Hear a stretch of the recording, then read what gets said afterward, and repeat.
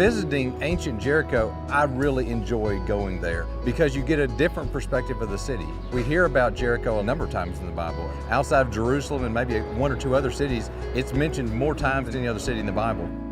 On a clear day when there's no haze, you can stand on the Tell and you can actually look across the Jordan Rift Valley and see Mount Nebo.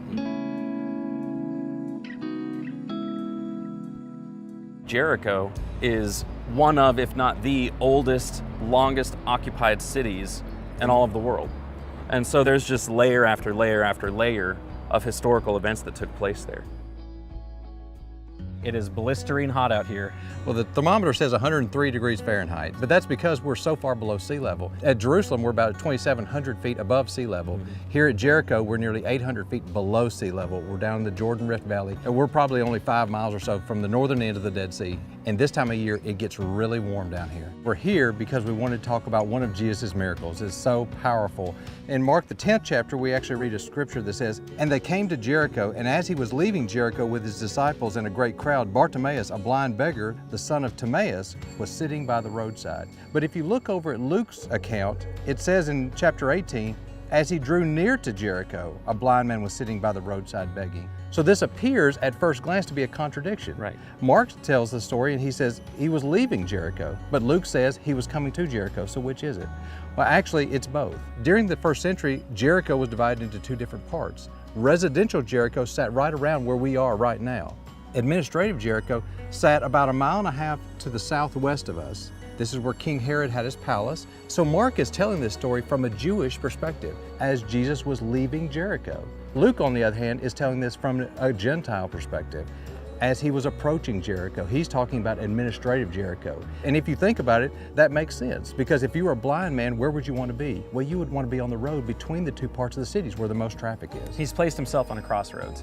Besides just the logistics of the miracle itself, Jesus is on his way up to Jerusalem from Jericho, making his way toward that last Passover feast, his final week before he's crucified. And so anyone else, they'd be thinking a lot about themselves. He takes the time to heal one more person with a physical malady. Jesus already knew, he's the Son of God. He already knew what the man's problem was, but he still gave him opportunity to identify it. Jesus asked him, "What do you want me to do for you?" And God wants to hear from us. He already knows what our problems are. He already knows what our struggles are, but he wants that level of communication with us too. He wants us to vocalize it and interact with him. And Jesus gave him that opportunity. This man, when he recognizes that Jesus, the Son of David, the King, is coming, he cries out all the more loudly and identified him as a descendant of David, attaching the title of king to him. And Jesus responded by healing him on his way up to Jerusalem. The blind man Bartimaeus is one of my personal heroes in the Bible. This is a gentleman who knew he had a problem. He knew that there was only one person that could fix it, and that's Jesus. And he wasn't going to let anybody stand in his way. That's the approach that we should take with our lives. That's right.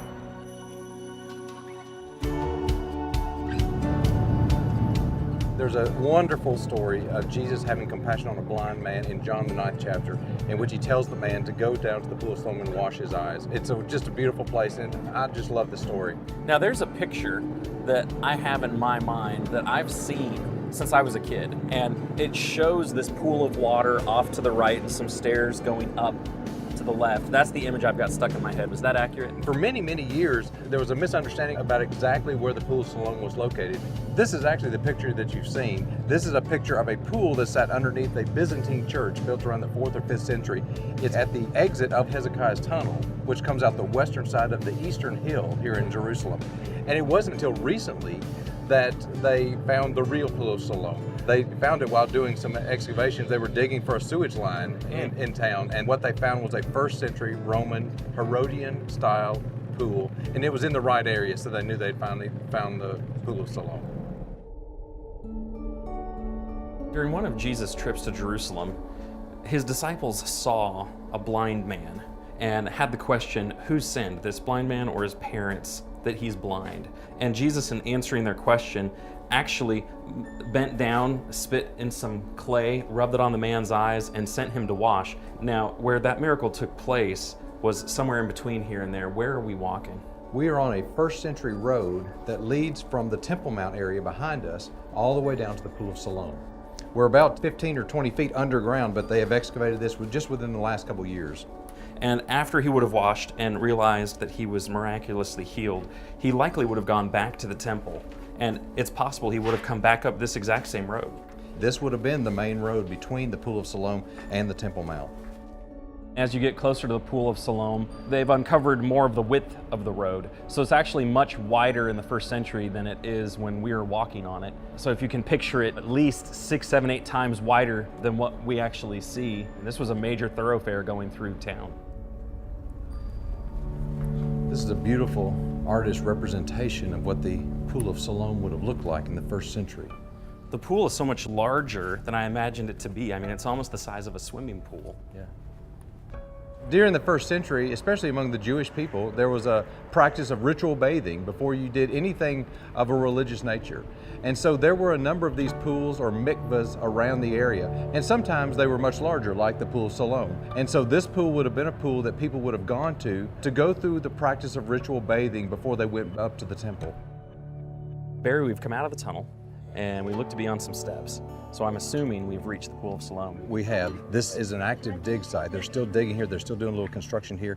They've only actually exposed one side of it. And what you have is the typical Herodian style with step, step, step, flat area, another few steps, another flat area. The rest of the Pool of Siloam, probably 90% of it, actually sits behind us, but it's on private property. And that's good and bad. It's bad in the fact that we can't see it, but it's good in the fact that we know it's there and it's protected.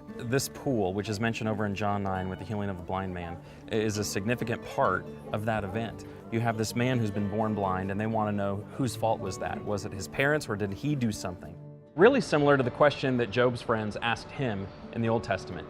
Is there such a thing as innocent suffering? Is all suffering a direct result of someone's personal guilt? And Jesus' answer was no. It wasn't a result of him sinning. It wasn't a result of his parents sinning. We live in a world that's been broken by sin. And as a result of that, people get sick, there's disease, we see death, we see natural disasters. So it answers that question. I don't always suffer because of a direct result of my own personal sin. But I live in a world where it has been cursed. And even in the midst of that, God is able to be glorified in how we respond to that innocent suffering. It's a rich, rich text. It's powerful to think about, what did he see for the first time? As he came down to this pool and washed that clay away, all of a sudden he was able to see when for his entire life that was not possible. The rest of the chapter is just how everyone in this man's circle responds to the fact that he can see now. His neighbors have questions about it. The religious authorities have questions about it. They bring his parents in to ask them questions about it.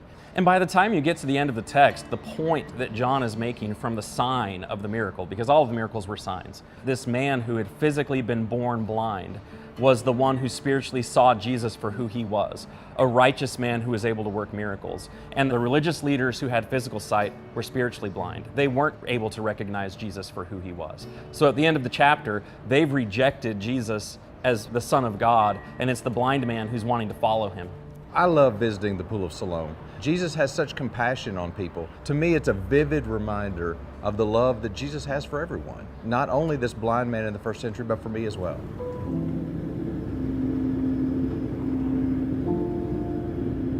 We just left Jerusalem, the Pool of Siloam. Where are we heading? We're heading to the tomb of Lazarus in Bethany. This is a pretty significant miracle. I mean, he personally knows the people involved.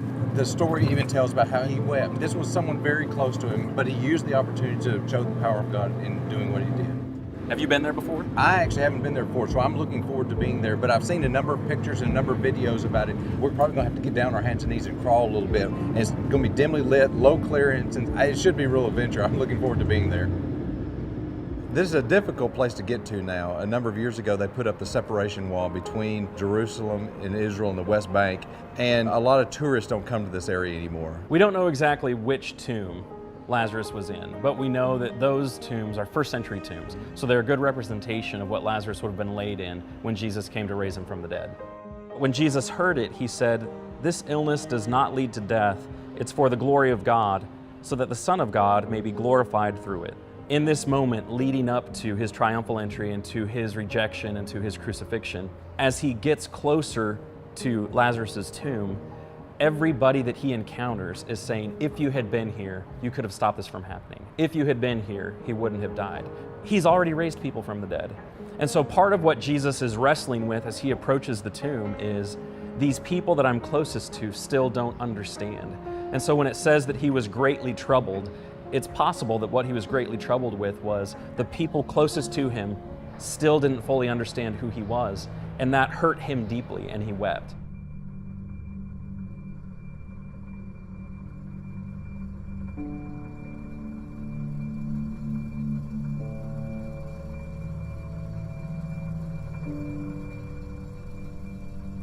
When you get into the vestibule, there's a rectangular opening in the floor that gives you access to just 2 or 3 stairs, and then you have to get on your hands and knees and crawl into the actual tomb area itself.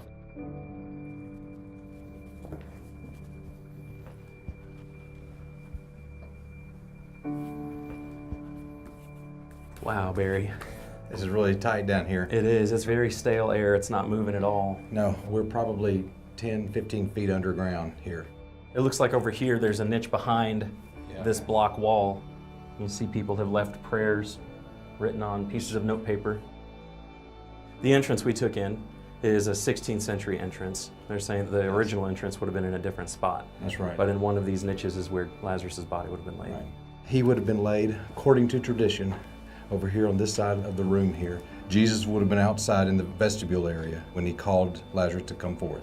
And of course, Lazarus rose from the dead and came out to meet Jesus. Now, Lazarus had been dead for multiple days. Jesus intentionally waited after he heard that he was sick to give him time to pass away. He knew what he was going to do, even though the disciples didn't. And by the time he got here, one of his sisters was concerned about the odor that would have been there because he had been dead for 4 days. Now, according to Jewish tradition, one of the significant things about the 4 days is that Jews believe that after so many days of death, your spirit finally departed your body. And so for Jesus, he waited that long so that they would have had that understanding that his spirit was already gone. He was for certain dead before he called him out of the tomb. But Lazarus comes out and he doesn't look like someone who has been buried for 4 days. And so it astonished everybody. Now, all of this is really significant, especially in John's gospel, because the raising of Lazarus happens in John chapter 11. In John chapter 13, you're into Jesus' final week. And so you have the raising of Lazarus leading up to the death, burial, and the resurrection of Jesus himself. So it wasn't just a miracle pointing toward his divinity, but it was a foreshadowing miracle about what would happen to Jesus himself. The raising of Lazarus was the event that really sent the Jews over the top, because once Lazarus was alive and he was being seen by people in the city, they wanted to quiet Jesus. The text even emphasizes that they were actually seeking opportunities to have Lazarus killed. So this man that had just been miraculously raised from the dead, they were ready to kill him again, to get rid of him as evidence to Jesus. Right. And Jesus lifted up his eyes and said, "Father, I thank you that you have heard me.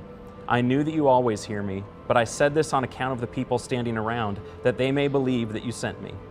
And when he had said these things, he cried out with a loud voice, "Lazarus, come out." The man who had died came out, his hands and feet bound with linen strips, and his face wrapped with a cloth. Jesus said to them, "Unbind him and let him go." You know, this is possibly one of the tightest spots that we've crawled through to get to see something, but it was so worthwhile to come down here. Following the chronology of Jesus' time on earth, he's foreshadowing his impending death, burial, and resurrection. If Jesus from Nazareth has the power over life and death, then death is not the end, and we have hope.